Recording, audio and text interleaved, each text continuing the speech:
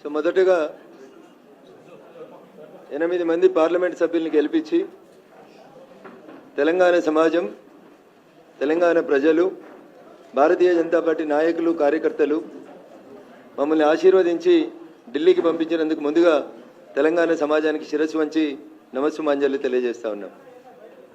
గౌరవనీయులు నరేంద్ర మోడీ గారు 3వసారి ప్రధానమంత్రిగా ప్రమాణ స్వీకారం చేసిన తర్వాత భాగ్యనగరానికి వచ్చి మీడియా మిత్రుల్ని కలవాలని అనుకున్నాం.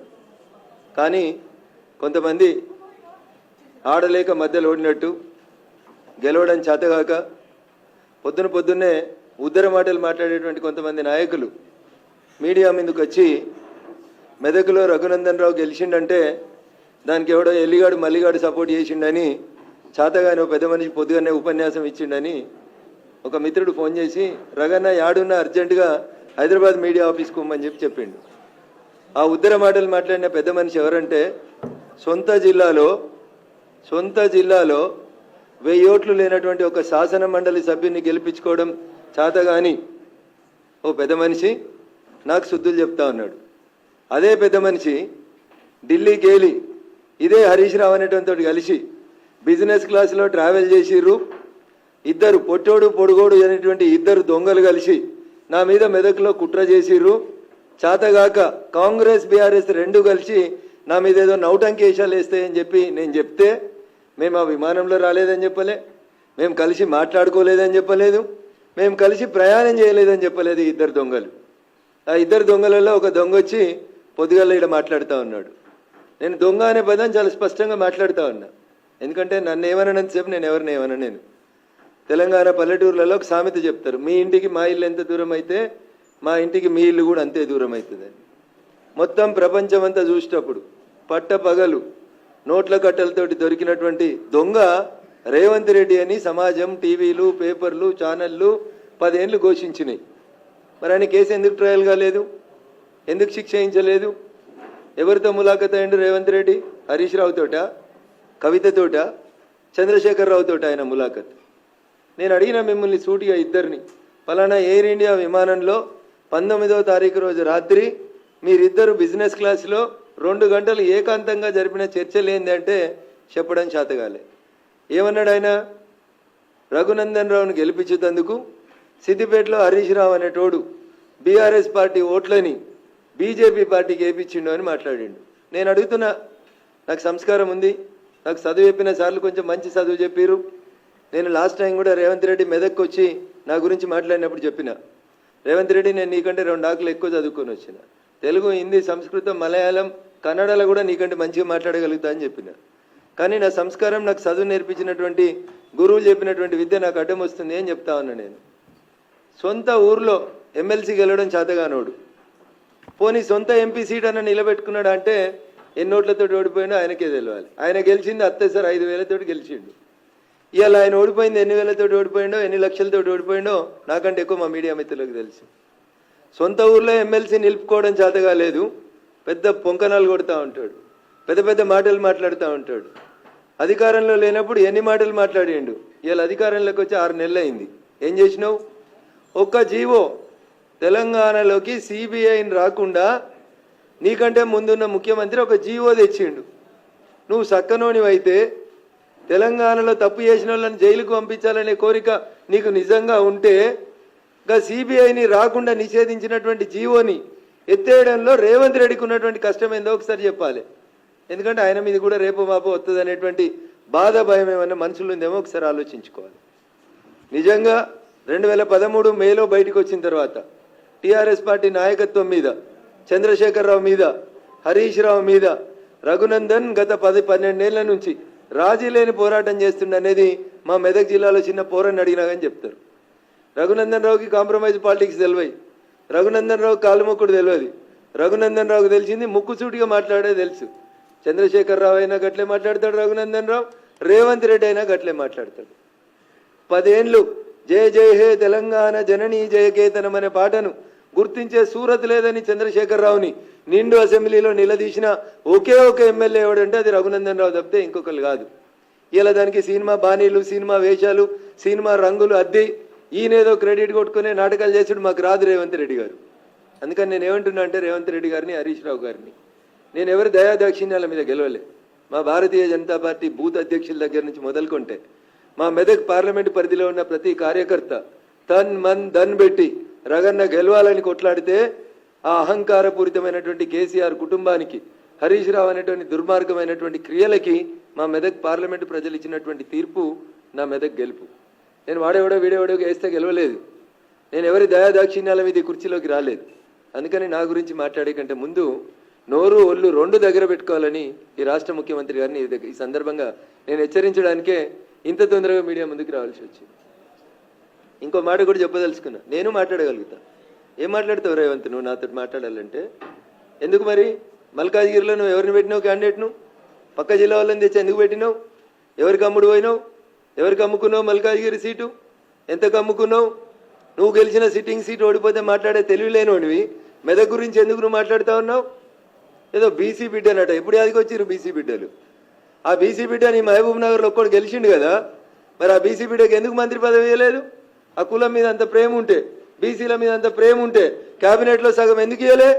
ఏదో బీసీ కులగణన చేస్తాం కాంగ్రెస్ చెయ్యి 6 నెలల నుంచి ఎవడొద్దన్నాడు? సర్పంచ్ ఎలక్షన్లలో కూడా ఇదే రిజల్ట్ వస్తుంది. ఆడలేక మధ్యలో ఓడిందని గెలవడం చేతగాక సొంత ఊర్లో గెలవనున్నాడు, పక్కన ఉన్నవానికి శుద్ధులు చెప్తాడు. సొంత ఎంపీ ఓడిపోతివి, సొంత ఊర్లో ఎమ్మెల్సీ ఓడిపోతివి, ఆఖరికి నీ పాలమూరులో నాకు అనరాదా అన్న? వంశీచంద్ అంటే నీకు వడదు, వంశీచంద్కి ఢిల్లీలో పరపతి ఉంది కాబట్టి వంశీచంద్ని ఓడగొట్టేందుకు నువ్వు ఒక పక్క పార్టీకి మద్దతు ఇచ్చినావని నాకు అనరాదా అన్న? నేను మస్తుగా అనగలుగుతా, మంచి మంచి మాటలు అనగలుగుతా, తలకాయ ఆడబెట్టుకోవాలన్నా కూడా అర్థం కాని మాటలు అనగలుగుతా. కానీ నేను అంటలేను, ఎందుకంటే మా అమ్మ నాన్న నాకు సంస్కారం నేర్పించారు కాబట్టి. నువ్వు ఇన్ఛార్జ్ తీసుకున్న చేవెళ్ళు ఓడిపోతివి, నీ సొంత జిల్లా మహబూబ్ నగర్ ఓడిపోతివి, ఆఖరికి నువ్వు సిట్టింగ్ ఎంపీ ఉన్న మల్కాజ్గిరిలో మూతోడు జవాబిచ్చిరు మల్కాజ్గిరి ప్రజలు. ఏం మాట్లాడుతూ ఉన్నావు? నాకు హరీష్ రావు సపోర్ట్ చేసినది నీకు చేతనైతే భుజంగరావు అనేటువంటి ఏసీపీ చెప్పిన స్టేట్మెంట్ మీద ఎందుకు హరీష్ రావు అనేటువంటి అరెస్ట్ చేస్తలేవో చెప్పు. ఓటుకు నోటు కేసులో నిన్ను పట్టపగలు బొక్కలు ఇరిచి గుంజుకపోయారు కదా, మరి ఇలా భుజంగరావు చెప్పిన స్టేట్మెంట్ మీద హరీష్ రావుని కాపాడుతుంది ఎవరో చెప్పాలి రేవంత్ రెడ్డి. ఎందుకు అరెస్ట్ చేస్తలేవు హరీష్ రావుని? కాళేశ్వరంలో కుంభకోణం అయింది, ఎవరు? నీళ్ల మంత్రి హరీష్ రావు కాదా?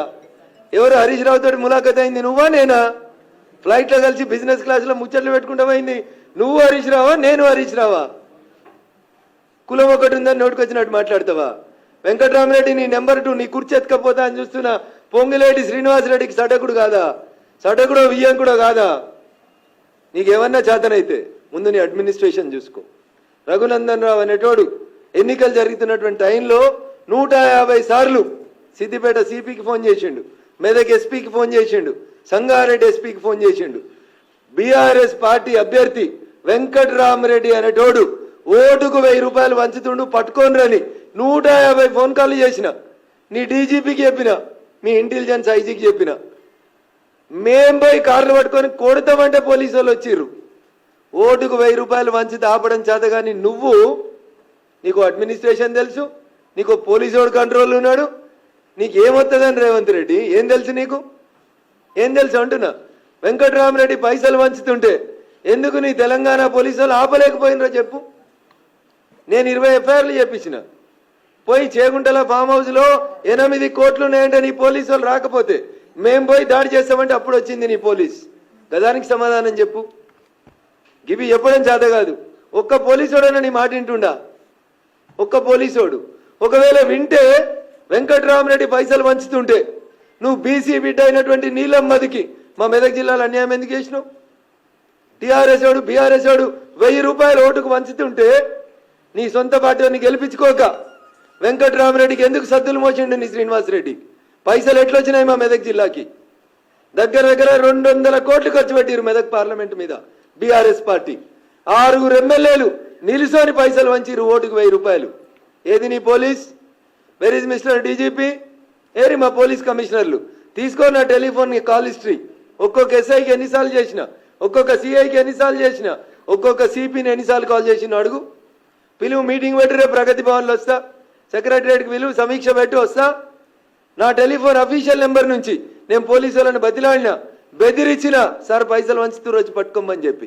గది చేతగాలేదు నీకు, కానీ నువ్వు వచ్చి కథలు చెప్తా ఉన్నావు.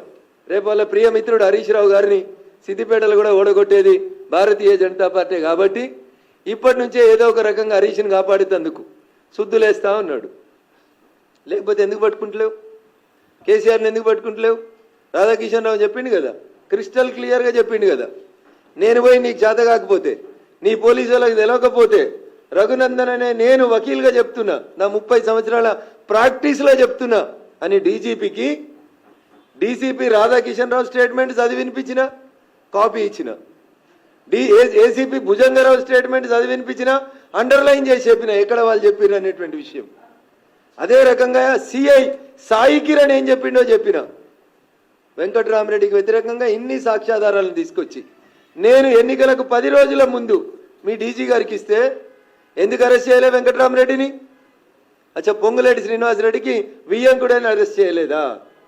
లేకపోతే గెలిచినాక వెంకట్రామరెడ్డి గారు, హరీష్ గారు, మిగతా మా మెదక్ జిల్లాలో ఉన్న బీఆర్ఎస్ ఎమ్మెల్యేలు అందరూ కలిసి మీ పార్టీలకు వస్తారని చెప్పి ఏమన్నా ఫ్లైట్లో ఒప్పందం చేసుకుర్రా రేవంత్ రెడ్డి గారు? నాకైతే గంతే అనిపిస్తుంది. అందుకనే మీరు ఆ రకంగా పనిచేసిరేమో అని నేను అనుకుంటా ఉన్నా. అందుకని రేవంత్ రెడ్డి గారు మెదక్ పార్లమెంట్ గురించి కానీ రఘునందన్ గురించి కానీ మాట్లాడేటప్పుడు ఒక్క అక్షరం, ఒక ఏళ్ళు నాదికి చూపిస్తే మిస్టర్ రేవంత్ రెడ్డి 4 ఏళ్ళు నేను చూపెడతాయి. రఘునందన్ రావు జై తెలంగాణ అన్నోడు, రఘునందన్ రావు రోడ్లు ఎక్కినోడు, రఘునందన్ రావు పోలీసులతోటి కలబడ్డోడు, కుస్తీ పట్టినోడు, ఆఖరికి ప్రతి చౌరస్తాలో ఈట్కా జవాబ్ పత్తర్ సే దేంగే అని చెప్పి వచ్చినాడు రఘునందన్. కాబట్టి నీలాంటి వాళ్ళకి ఎవడు భయపడ్డాడు కాదు. రఘునందన్ గురించి మాట్లాడాలంటే బాగా దగ్గర పెట్టుకో, ఒళ్ళు దగ్గర పెట్టుకొని మాట్లాడుకో. నేను చెప్పిన దాంట్లో ఏమైనా తప్పు ఉందని నువ్వు చెప్తే నేను నిరూపించేందుకు సిద్ధంగా ఉన్నా. అరే 1200 ఓట్లలో పొంకనాలు కొట్టినావు, ఇంకా ఎమ్మెల్సీ మేనేజ్ చేసుకోవడం చేతగాలే. మాది నైతిక విజయం అంటాడు నీ మంత్రి ఒక ఆయన వచ్చి. ఓడిపోయినానికి నైతిక విజయం ఏముంటుంది? రాజకీయాల్లో జో జీతా ఓయి సికందర్, ఓడిపోయినోడు శుద్ధులు చెప్పుడేంది? ఏం చెప్తా ఉన్నారు మీరు ముచ్చట్లు? అందుకని మీరు ఒకసారి దయచేసి ఆలోచించుండ్రి, అర్థం చేసుకోండి ప్రజలారా. రేవంత్ రెడ్డి అనేట ఆయన నాకు చెప్పరాదా? మరి మహబూబాబాద్లో ఎట్లా గెలిచిరు మీరు? బీఆర్ఎస్ ఎంపీ లేదా మహబూబాబాద్లో? సిట్టింగ్ ఎంపీ ఎవరు? మహబూబాబాద్లో బీఆర్ఎస్ సిట్టింగ్ ఎంపీ నోడగొట్టుకొని, మీ మాలోతు కవిత గారు నోడగొట్టుకొని, కేసీఆర్ గారు, హరీష్ రావు గారు మీకు ఓట్లు వేయించిరా? బలరాం నాయక్ గారిని గెలిపించిరా? ఖమ్మంలో మీ పొంగులేటి శ్రీనివాసరెడ్డి వియంకుని గెలిపించేందుకు ఈ పని చేసిరా? ఎవరిని నామా నాగేశ్వరరావుని బలి చేసి బీఆర్ఎస్ వాళ్ళంతా కాంగ్రెస్ కోట్లు వేసిరా? నేను మాట్లాడగలుగుతాను కదా, చాలా ఉన్నాయి కదా సాక్ష్యాలు, ఆధారాలు. 8 చోట్ల నువ్వు గెలిచినావు కదా, ఆ 8 చోట్లలో బీఆర్ఎస్ ఓట్ షిఫ్ట్ నీకు అయిందా? అదేనా హరీష్ రావుకి నీకు మధ్యలో ఉన్నటువంటి అగ్రిమెంటు? చంద్రశేఖరరావు అనేటువంటి బొందబెట్టి బీఆర్ఎస్ పార్టీని హస్తగతం చేసుకున్నందుకు, బీఆర్ఎస్కి 0 సీట్లు వచ్చేందుకు ప్రయత్నం చేస్తా అని అల్లుంతోటి నువ్వేమైనా అగ్రిమెంట్ చేసుకున్నావా రేవంత్ రెడ్డి? అందుకని రఘునందన్ గురించి మాట్లాడే కంటే ముందు, రఘునందన్ నోట్లో నోరు పెట్టే కంటే ముందు ఒళ్ళు దగ్గర పెట్టుకోమని చెప్పి అది ఎవరికైనా ఈ సందర్భంగా నేను చాలా స్పష్టంగా తెలియజేయదలుచుకున్నా. నేను చాలా స్ట్రైట్ ఫార్వర్డ్గా ఉంటా, ఉన్నది ఉన్నట్టే మాట్లాడతా, నిజాలే మాట్లాడతా. హరీష్ రావు అనేటోడు నాకు ఒక్క ఓటు వేపిస్తే, హరీష్ రావు అనేటోడు నాకు ఒక్క ఓటు వేపిస్తే నువ్వే కదా ప్రభుత్వంలో ఉన్నావు, నువ్వే కదా ప్రభుత్వంలో ఉన్నావు రేవంత్ రెడ్డి. పిలువు, ఏ గుడికి పిలుస్తావా, ఏ బడికి పిలుస్తావా? భాగ్యలక్ష్మి అమ్మవారి కడికి వచ్చి ఏడిచినావు కదా కళ్ళకి వెళ్ళి నీరు రంగా, మా రాజేంద్రన మీద ఏదో సొల్లు ముచ్చట్లు చెప్పి. మళ్ళీ పోదాం, హరీష్ని కూడా తోలుకొని రా, నీది వస్తే కదా. నేను కూడా వస్తా, నేను ప్రమాణం చేస్తా. బీఆర్ఎస్ తోటి గీత గీసి నిలబడి కొట్లాడినా అని చెప్పి నేను ప్రమాణం చేస్తా. పొంగులేటి శ్రీనివాసరెడ్డి చెప్తేనే వెంకట్రామరెడ్డి పైసలు వంచినమని మా మెదక్ పోలీసు వాళ్ళు చెప్తారా చెప్పారా? నువ్వు వచ్చి భాగ్యలక్ష్మి టెంపుల్ కాడికి వచ్చి ప్రమాణం చేయి, నీకు నిజాయితీ ఉంటే.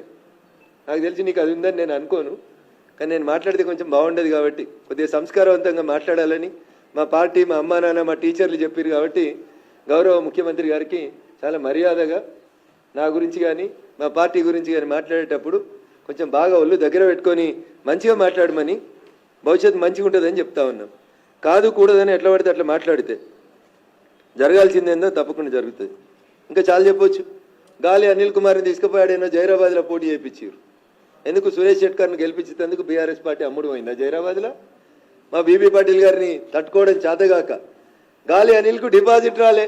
10 ఏళ్ళు బీఆర్ఎస్ ఎంపీ జైరాబాద్లు ఉంటే ఆ బీఆర్ఎస్ పార్టీకి ఇలా డిపాజిట్ రాలే. సురేష్ షెట్కర్ తోటి రేవంత్ రెడ్డి, హరీష్ రావు ములాఖత్ అయి బీబీ పాటిల్ గారిని ఓడగొట్టేందుకు ఆడ పక్క నియోజకవర్గం గాలి అనిల్ని పెట్టిరని చెప్పి నాకు చెప్పడానికి రాదా? అంతెందుకు, నీలం మధుని బల్లిక బకరా అని చేసింది హరీష్ రావు కాదా? నీలం మధు ఎవరి శిష్యుడు మెదక్ జిల్లాలో? హరీష్ రావు శిష్యుడు కాదా? రోజు హరీష్ రావు వెనకాల తిరిగినోడు కాదా? నీలం మధును బలి చేసింది రేవంత్ రెడ్డి, హరీష్లు ఇద్దరు బదులుకొని పాపం ఆయన పైసలన్నీ ఖరాబు చేయించి ఆయనంతా ఇబ్బంది పెట్టింది ఎవరు? అందుకని ఒకసారి ఆలోచించాలి. నిజంగా నీకు చిత్తశుద్ధి ఉంటే ఎన్నికలు అయిపోయినాయి కదా, జూన్ 30వ తారీఖు దాకా నీకు ఇంకా 25 రోజులు టైం ఇస్తున్నా ముఖ్యమంత్రి గారు. ఈ 25 రోజులల్లో నాకు తెలిసి నువ్వు తెలంగాణ ఉద్యమం చేయలేదు, నీకు ఆ పౌరుషం లేదు, ఆ రోషన్ లేదు, ఆ పదాలకు అర్థం కూడా తెలుసని నేను అనుకుంటలేను. ఒకవేళ ఉంటే ఎందుకంటే జయ జయ హే తెలంగాణ జననీ జయ కేతనం అనే పాటని నేను తెలంగాణ అధికారిక గీతంగా ప్రకటించిన అని చెప్పిన తెలంగాణ రోషం పౌరుషం నీలో ఉంటే డీసీపీ రాధాకిషన్ రావు ఇచ్చిన స్టేట్మెంట్ మీద ఈ 25 రోజులలో చంద్రశేఖరరావుని అరెస్ట్ చేసి నీ తెలంగాణ పౌరుషాన్ని చూపించు. ఏసీపీ భుజంగరావు ఇచ్చిన స్టేట్మెంట్ మీద హరీష్ రావు అనేట ఆయన తీసుకొచ్చి బొక్కలేసి నీకు చాతనైతుంది, నీ లోపల తెలంగాణ రక్తం ఉందని చెప్పు. లేకపోతే ఏముందో తెలంగాణ సమాజం నిర్ణయించుకుంటారు. Thank you.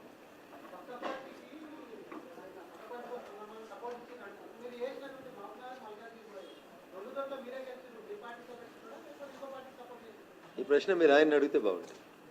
ఎందుకంటే ఈ లాలుచితనాలు పక్క పార్టీలతోటి పొద్దుగినాక మాట్లాడుకోవడాలు ఇవి నాకు రావు, మా పార్టీకి రావు. ఇవి వచ్చేది ఆయనకే వస్తుంది. అందుకని ఆయనే చెప్పాలి. ఏమైనా ఓటుకు నోటు కేసులు ఏమైనా భయపడుతున్నాడా? ఎవరికైనా సాయం చేద్దామని ఇంకేమైనా సాయం పొందుదామని అనుకుంటుండా? ఈ has to answer those questions.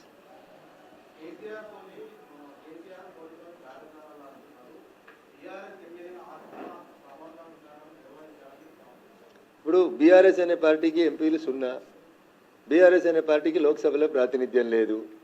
అధికారంలో ఉన్నప్పుడు 14 గెలిచినప్పుడు మేము పొత్తు పెట్టుకోలే ఆయనతోటి మేము సలహాలు తీసుకోలే, సంప్రదింపులు తీసుకోలే. 9 గెలిచినప్పుడు ఆయన అవసరం ఉందని మేము అనుకోలేదు. 14 గెలిచిన రోజు మాట్లాడిన వాళ్ళు, 9 గెలిచిన రోజు మాట్లాడిన వాళ్ళు తోలుగుడ్డు పెట్టి 0 వచ్చిన రోజు గీయాలు ఎందుకు మాట్లాడతామన్నా కేసీఆర్ తోటి? చచ్చిపోయిన పాము అని రేవంత్ రెడ్డి చెప్పిండు కదా, అక్కడ చచ్చిపోయిన పాముతో ఎవడైనా మాట్లాడతాడా అన్న? పోయి భారతీయ జనతా పార్టీ లాంటి పార్టీలు చచ్చిపోయిన పాములతో మాట్లాడతాయా అన్న? మా దగ్గరనే చాలా మంది ఉన్నారు కదా, వజ్రాలు డైమండ్స్ చాలా ఉన్నాయి కదా మా దగ్గర. ఎటైనా కోయగలిగే శక్తి ఉన్న అనేక మంది నాయకులు కార్యకర్తల బలం ఉన్నటువంటి పార్టీ భారతీయ జనతా పార్టీ. చచ్చిపోయిన పార్టీలతోటి, ఓడిపోయిన పార్టీలతోటి, 0 సీట్లు వచ్చిన పార్టీలతోటి చర్చలు జరపాల్సిన అవసరం భారతీయ జనతా పార్టీకి లేదు.